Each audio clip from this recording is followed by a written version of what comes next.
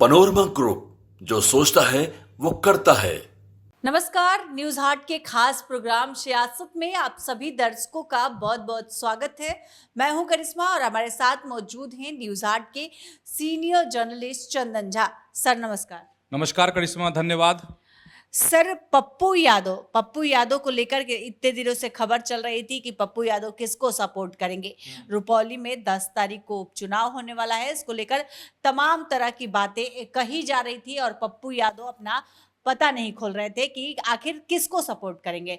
लेकिन पप्पू यादव ने ऐलान कर दिया है कि बीमा भारती को वो रुपौली उपचुनाव में सपोर्ट करने जा रहे हैं। सर, इस पूरे प्रकरण को आप कैसे देखते हैं? अंतिम समय में आप पत्ता कहें कि हाँ खोले हैं, क्योंकि आज जो रुपौली विधानसभा उपचुनाव है, आज उसकी प्रचार अभियान जो था वो थम गया। 10 तारीख को वोटिंग होगी और 13 जुलाई को परिणाम आएंगे। तो अब अंतिम दौर है। इसमें उन्होंने पत्ता खोला है और जो उन्होंने अपने सोशल मीडिया पोस्ट में लिखा है, पहले दर्शक को बता देते हैं, फिर अन्य पहलू की बात करेंगे। पप्पू यादव लिख रहे हैं कि विचारधारा बड़ी चीज़ है, राजनीति में आज यह विलुप्त हो रही है, लेकिन मैं विचारधारा की राजनीति का वाहक हूँ। मैं कांग्रेस विचारधारा के साथ हूँ, इसीलिए मेरे प्रति तमाम निजी नफरत को खारिज करते हुए रुपौली विधानसभा क्षेत्र में कांग्रेस समर्थित उम्मीदवार को मेरा पूर्ण समर्थन है। इसके अलावा उन्होंने प्रेस कॉन्फ्रेंस भी की है और उसमें तमाम सवालों का, पत्रकारों के सवालों का जवाब भी दिया है। तो ये जो विचारधारा की बात उन्होंने कही है, तो पहले इसकी बात कर लेते हैं। अगर जिस विचारधारा की बात वह आज कह रहे हैं, तो यही विचारधारा तो लोकसभा चुनाव के समय भी था उनका। यही विचारधारा थी ना उनकी कि वो कांग्रेस के साथ थे। तो कांग्रेस उस समय में भी क्या था, महागठबंधन की प्रत्याशी बीमा भारती थी। तो उस समय में विचारधारा कहाँ चली गई थी? पप्पू यादव की जो विचारधारा है, वो क्यों चुनाव लड़े निर्दलीय, क्यों जो है बीमा भारती को हरा दिए? ये भी तो सवाल है और ये हम सवाल नहीं कर रहे हैं। उन्होंने जो ये पोस्ट किया है, जो अभी हम पढ़ करके आपको अक्षरशः बताने की कोशिश कर रहे थे, इस पर जो प्रतिक्रिया आ रही है सोशल मीडिया प्लेटफॉर्म पर, उसकी बात हम कह रहे हैं। चलिए अब आगे चलते हैं कि आखिर अब इस पहलू को समझना जरूरी है कि आखिर ऐसा क्यों कर रहे हैं पप्पू यादव। तो इस पर एक खास वीडियो हम लोगों ने कुछ दिनों पहले बनाया था, 2-4 दिनों पहले, कि वो कांग्रेस की राजनीति में एंट्री मारना चाहते हैं। उन्होंने कोशिश भी की थी अपने बेटे के साथ, वो पार्टी में कांग्रेस में शामिल भी हुए थे। जो जाप है उसका, जो उनकी पार्टी थी, उसका उन्होंने विलय भी करा दिया था। लेकिन बाद में जो है, और कहा जाता है कि लालू प्रसाद की राय मशविरा पर भी अपनी पार्टी को उन्होंने विलय करवा दिया था। लेकिन परिस्थिति ऐसी बनी, सियासत ऐसी चीज़ है जिसमें कुछ भी कहना नामुमकिन होता है। और वो टिकट से जब वंचित होने लगे और राजद ने जब आनंद फनन में अपना प्रत्याशी बीमा भारती के लोकसभा चुनाव में उतार दिया, तो वो ताल ठोक दिए थे। और जब चुनाव प्रचार हुआ था, तो उन्होंने क्या नहीं कहा था तेजस्वी यादव के बारे में। सबको, खास करके पूर्णिया के जो दर्शक अगर हम लोग को देख रहे होंगे, सबको ध्यान में होगा कि उन्होंने क्या नहीं कहा था। लेकिन चीज़ें बदली हैं और कहा जा रहा है कि पप्पू यादव का इस तरीके से समर्थन करना, लोग कह रहे हैं, जो विश्लेषक हैं वह कह रहे हैं कि वो सीधा सीधा यही है कि वो नतमस्तक हो गए हैं। कहाँ? तो लालू प्रसाद और तेजस्वी यादव के आगे में नतमस्तक हो गए हैं।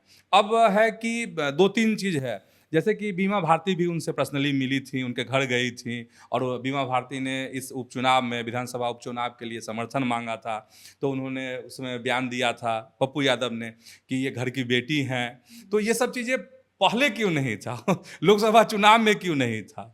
और एक तो ये पहलू हो गया। दूसरा है कि जो आगे की वो राजनीति करना चाहते हैं कांग्रेस में समाहित होकर, अभी तकनीकी रूप से वो कांग्रेस में सीधा सीधा वो प्रवेश नहीं कर सकते। इसमें दिक्कत है, चूँकि वो निर्दलीय चुनाव लड़े हैं, सांसद बने हैं, तो फिर उस पर खतरा मंडरा सकता है, इसलिए नहीं कर रहे हैं। लेकिन वो आगे की राजनीति मतलब देख रहे हैं कि कैसे वो कर सकते हैं और अपने बेटे को भी सेट कर सकते हैं पॉलिटिक्स में। इन सब चीज़ों को देखते हुए अब वो विचारधारा और कांग्रेस की बात, तमाम तरह की बात कर रहे हैं। सबसे वहाँ की जनता के लिए आश्चर्यजनक यही है, क्योंकि इससे पहले भी बहुत सारे ऐसे लोग थे पूर्णिया के जो लिख रहे थे कि अगर पप्पू यादव बीमा भारती को समर्थन करते हैं तो उनको मुश्किलों का सामना करना पड़ेगा, मतलब आगे की राजनीति के लिए। फिर जब इस बार तो ठीक है चुनाव खत्म हो गया है, अगले बार जब चुनाव आएगा लड़ेंगे तो फिर उनको जनता के पास ही जाना होगा। तो इस तरह के सोशल मीडिया पोस्ट माफी मांग रहे हैं पप्पू यादव। मतलब लोग लिख रहे थे, अब है पप्पू यादव माफी मांग रहे हैं। ठीक है, तो अपनी सुविधा के अनुसार आप हर चीज देखिएगा तब तो दिक्कत है ना। लेकिन सबसे बड़ी बात यही है जिसका इंतजार था, जिसके बारे में उन्होंने कहा था कि वो बताएंगे, तो उन्होंने बता दिया है वहाँ की जनता से, रुपौली की जनता से यही बताया है कि वो बीमा भारती के समर्थन में है। उनका कहना है कि कांग्रेस की जो विचारधारा है, और कांग्रेस स्पष्ट है कि रुपौली में महागठबंधन के साथ है, कांग्रेस राजद के साथ है। तो ये तो बात यहीं पे हो गई। पप्पू यादव की जो उन्होंने यह भी कहा था, इसको भी याद देना जरूरी है कि हम किसी का ये समर्थन नहीं करेंगे, मतलब बीमा भारती का किसी कीमत पर समर्थन नहीं करेंगे। तो अब बहुत इंटरेस्टिंग है, दिलचस्प है कि पप्पू यादव जो है अपनी सुविधा अनुसार, लोग तो यही कह रहे हैं, पूर्णिया की जनता सोशल मीडिया पर भी तो यही लोग लिख रहे हैं कि वो अपनी सुविधा अनुसार करते हैं, और सुविधा अनुसार का बस यही है आगे की उनकी राजनीति, कांग्रेस में अपनी अच्छी जगह बनाने की कोशिश।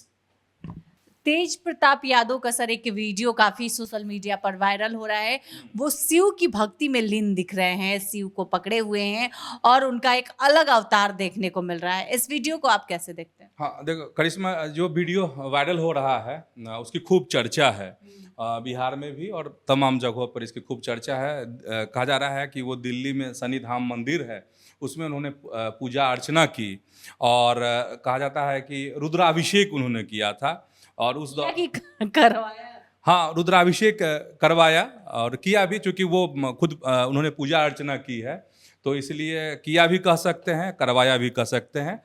जो साधु जो उसमें दिख रहे हैं उन्होंने अनुष्ठान करवाया होगा, और इन्होंने पूजा अर्चना की, इसलिए किया भी हो सकता है। ठीक है, तो उसमें यही है कि वो शिवलिंग को पकड़े हुए हैं, और उन पर शिवलिंग के साथ ही उन पर भी हाँ कहा जा रहा है कि भांग भी है, दूध भी है, जल भी है, सब उस पर अर्पण जो है साधु कर रहे हैं। इसके बाद साधु उनका पीठ ठोकते हैं, आशीर्वाद लेते हैं। इस तरह की तस्वीर जो है दिखी है।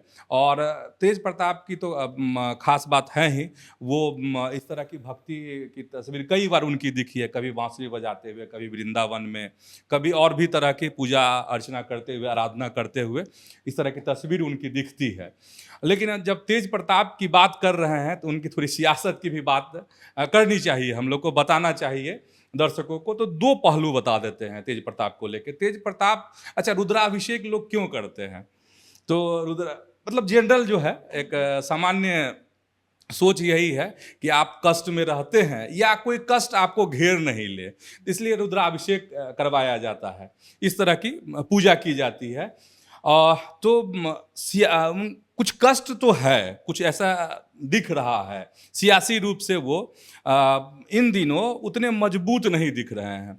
इसके दो उदाहरण हम बता देते हैं। पहला उदाहरण, अभी जो कई कमिटियां बनी हैं, समितियां बनी हैं, जिसमें चर्चा इस तरह की है पटना के सत्ता के गलियारों में कि लोक लेखा समिति का जो अध्यक्ष है वो बनाया जाना था तेज प्रताप यादव को, लेकिन उसमें कहा जा रहा है कि लालू प्रसाद ने वीटो लगा दिया और किसी दूसरे को इनाम मिल गया। इनाम जो मिला है वो भाई वीरेंद्र को मिल गया, और भाई वीरेंद्र के बारे में चर्चा है ही। अभी मीसा भारती लोकसभा का चुनाव लड़ी हैं पाटलिपुत्रा से, और कहा जा रहा है कि उसमें एक बड़ी भूमिका भाई वीरेंद्र की है। तो भाई वीरेंद्र को तो इनाम मिल गया, लेकिन तेज प्रताप यादव की जो चर्चा थी कि वो उनको इस तरह की जिम्मेदारी के लिए राजद की तरफ से आगे किया जाएगा, तो वो छांट दिए गए यहाँ पर। तो एक तो ये है सियासी जो परेशानी दिख रही है, और दूसरी परेशानी दिख रही है इस तरह के विश्लेषण आने भी लगे हैं मीडिया में, इस तरह की खबरें आने भी लगी है, हसनपुर चुनाव को लेकर है। तेज प्रताप यादव जो है हसनपुर के विधायक हैं, समस्तीपुर जिला का यह विधानसभा क्षेत्र है, और वहाँ से खबर यह आ रही है कि तेज प्रताप अब पता नहीं उनको टिकट मिलता है नहीं मिलता है 2025 के विधानसभा चुनाव में, ये तो वक्त बताएगा। लेकिन वहाँ दावेदारी भी शुरू हो गई है। विभा देवी हैं, वो कहा जा रहा है कि वो दावेदारी कर सकती हैं हसनपुर से राजद की तरफ से। एक राजकुमार राय का नाम आ रहा है कि वो भी दावेदारी कर सकते हैं राजद की तरफ से। तो ये 2 नाम आ रहे हैं। तीसरा नाम जो इन दिनों खबर में चलने लगा है और वो है सिकंदर आलम नाम है, और ये समस्तीपुर भाजपा में अल्पसंख्यक मोर्चा के अध्यक्ष हैं सिकंदर आलम। इनके नाम की चर्चा हो रही है। राजद में तो हम बता ही दिए कि पता नहीं किसको टिकट मिलेगा नहीं मिलेगा, लेकिन जो एनडीए की राजनीति है उसमें यह बात निकल कर आ रही है कि एनडीए की कोशिश होगी, एनडीए में भाजपा की कोशिश होगी कि इस सीट को अपने पास लिया जाए, और भाजपा इसके लिए तैयारी कर रही है। जो सिकंदर आलम का नाम हम बता रहे हैं, जो भाजपा समस्तीपुर के अल्पसंख्यक मोर्चा के अध्यक्ष हैं, उनके बारे में खूब चर्चा हो रही है कि वो वहाँ से चुनाव लड़ सकते हैं हसनपुर से, और उसकी तैयारी जो है अंदर खाने शुरू हो गई है। और सिकंदर आलम का अगर जिक्र कर रहे हैं तो कहा जा रहा है कि नित्यानंद राय से सिकंदर आलम के बहुत बेहतर संबंध हैं, और अभी जो डॉक्टर राजभूषण चौधरी जो मुजफ्फरपुर के सांसद हैं, जो अभी केंद्र में मंत्री भी बने हैं, उनसे भी उनके बहुत अच्छे रिश्ते हैं। और इसका जो है वो खुलकर मीडिया में बात भी करते हैं सिकंदर आलम कि मेरी ऐसी कोई तैयारी नहीं है चुनाव लड़ने की हसनपुर से, लेकिन अगर नित्यानंद राय हैं, राजभूषण चौधरी हैं, ऊपर के जो लीडर हैं, अगर ऐसा कुछ होता है तो देखा जाएगा, लेकिन ऐसी उनकी कोई इच्छा नहीं। ये उनका कहना है, जो मीडिया में खबर आ रही है उसके मुताबिक। तो कहने का मेरा मतलब ये है कि सियासी रूप से तेज प्रताप यादव जो हैं उनको उनके इर्द गिर्द मतलब कुछ परेशानी दिख रही है। एक उदाहरण भाई वीरेंद्र वाला हम लोग बता दिया दर्शकों को। दूसरा है कि जहां से वो अभी विधायक हैं वहां भी जो एनडीए है वो उनको शिकस्त देने के लिए अभी से कह सकते हैं कि कांटे बिछाने शुरू कर दिए हैं एनडीए ने। एनडीए की बड़ी तैयारी है हसनपुर में, मतलब चूंकि लालू प्रसाद के बड़े पुत्र हैं, तो अगर इनको शिकस्त दे दी जाएगी, अगर ये वहाँ से वो लड़ते हैं हसनपुर से फिर, तो एक बड़ा मैसेज जा सकता है।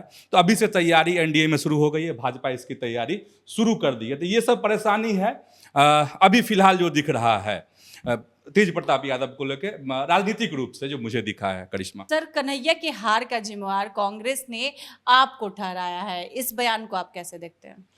कांग्रेस ने नहीं ठहराया है। वहाँ पे चूंकि लोकसभा चुनाव जो संपन्न हुआ सभी पार्टियों में चल रहा है कि समीक्षा हो रही है, हाँ, कि आखिर सीटों मतलब स्पेसिफिक सीटों से क्या हुआ, वजह क्या रही, क्यों हार हुई। तो वैसे ही एक फैक्ट फाइंडिंग कमेटी बनी थी कांग्रेस की तरफ से दिल्ली में, जिसमें से 7 सीटें हैं दिल्ली में, जिसमें से 3 सीट कांग्रेस के हिस्से में गई थी और 4 सीट जो आम आदमी पार्टी अपने पास रखी थी।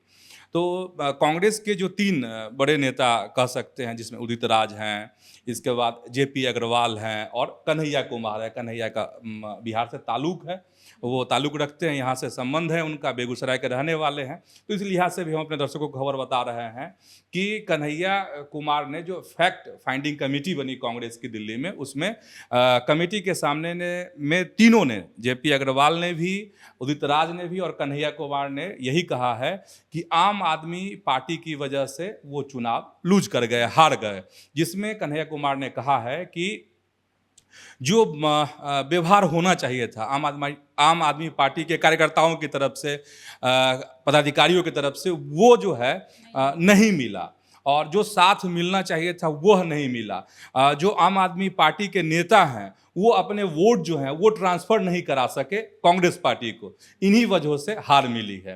अब ये जो बयान है और ये जो फैक्ट रखे गए हैं कमेटी के सामने कांग्रेस के नेताओं के द्वारा, इस पर भी खूब सियासत होगी, और ये आगे की तरफ इशारा कर रहा है दिल्ली की राजनीति को लेकर कि आखिर क्या होगा जब विधानसभा के चुनाव आएंगे, तो किस तरीके से वहाँ सियासत करवट ले सकती है। मतलब यही है, आसान भाषा में कहें तो जिस तरीके से इन्होंने रिपोर्ट दी है। अब फैसला तो राहुल गांधी को लेना है, मल्लिकार्जुन खड़गे को लेना है। ये हो सकता है कि इनका गठबंधन आगे जारी न रह सके, इन सब तथ्यों को अगर देखते हैं तो। खबरों के लिए आप हमारे चैनल न्यूज़ 8 को सब्सक्राइब कर ले। अगर फेसबुक पर देख रहे तो हमारे पेज को लाइक करना ना भूलें। हमारी वेबसाइट है news8.com, उसे भी ज़रूर विजिट करें। धन्यवाद।